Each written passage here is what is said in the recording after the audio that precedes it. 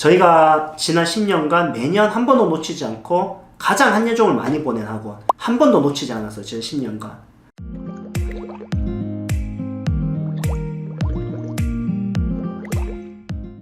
네, 안녕하세요. 레슨포케아트 연극영 원장 이상민입니다. 오늘은 그 2024년도 입시를 앞둔 우리 학원 레슨포케아트의 커리큘럼 그리고 어떤 계획을 가지고 있는지에 대해서 좀 얘기하려고 합니다.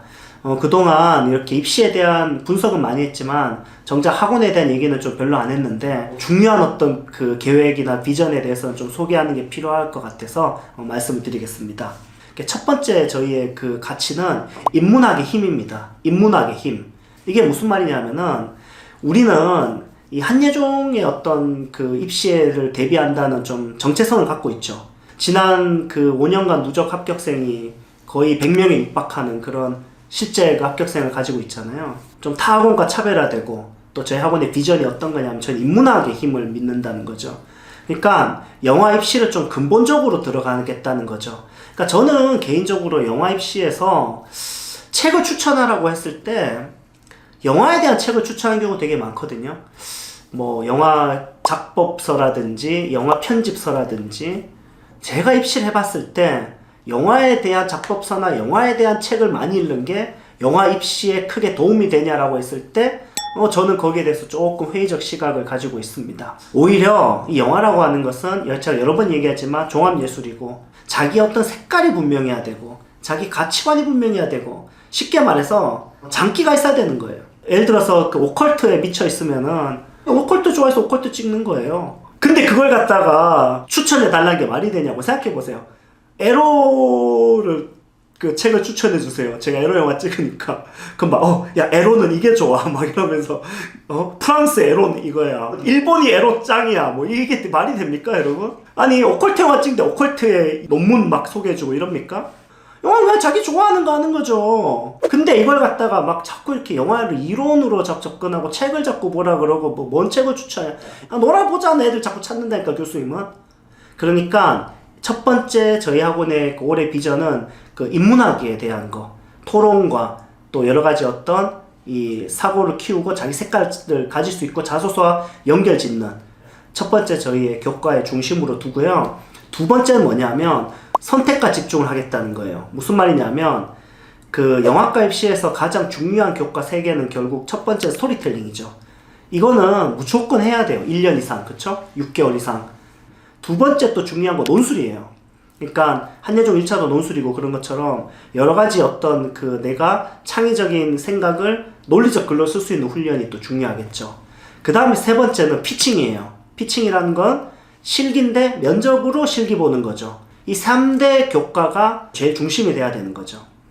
그래서 저희는 이제 선택과 집중을 하겠다는 거예요. 그래서 그 고3 학생들이 여름방학 때까지는 좀 내신도 해야 되고 이러기 때문에 막 일주일에 막 3번씩 학원 나오면 그 친구 어떻게 내신 관리 하겠냐고요.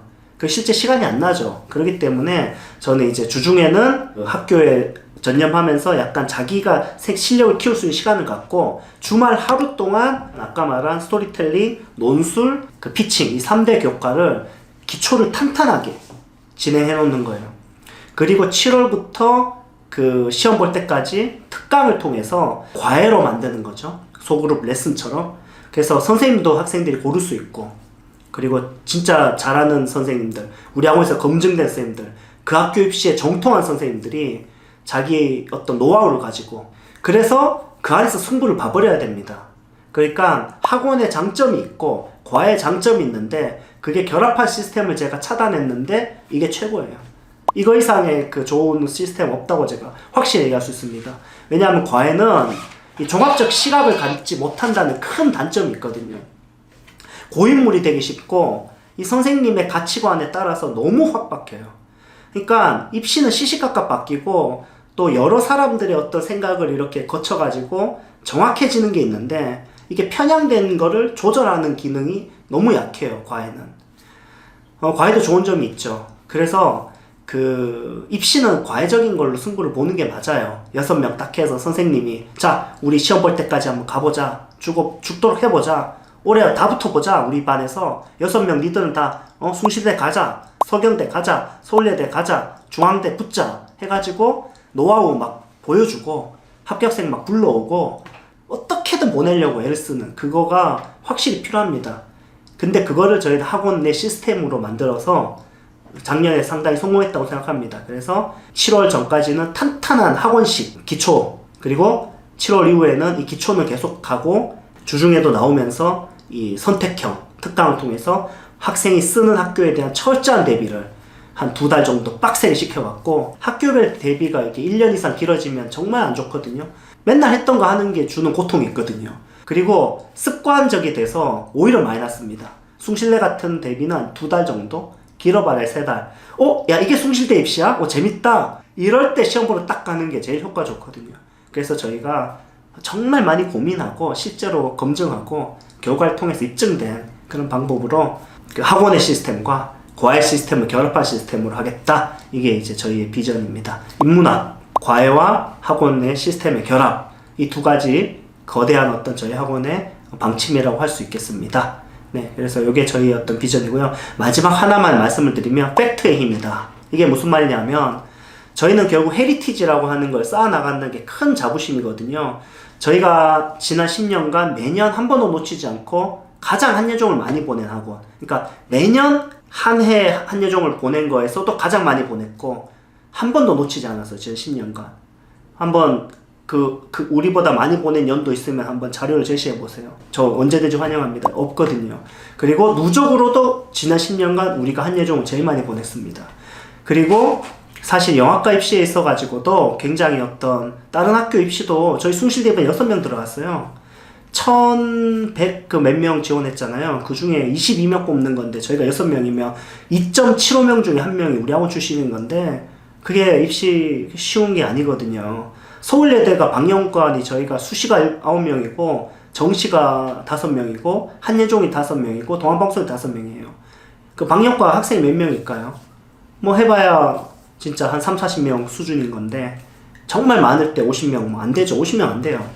근데 그 안에서 저희가 그 정도 실적을 내는 게 쉬운 거 아니라고 생각하기 때문에 저희는 어떤 그 부분에 있어서 팩트의 힘을 믿습니다. 그래서 잘 뭘 하고 활동을 많이 하고 이런 거보단 입시에 딱 집중하면서, 그리고 저는 항상 하는 말이 있거든요.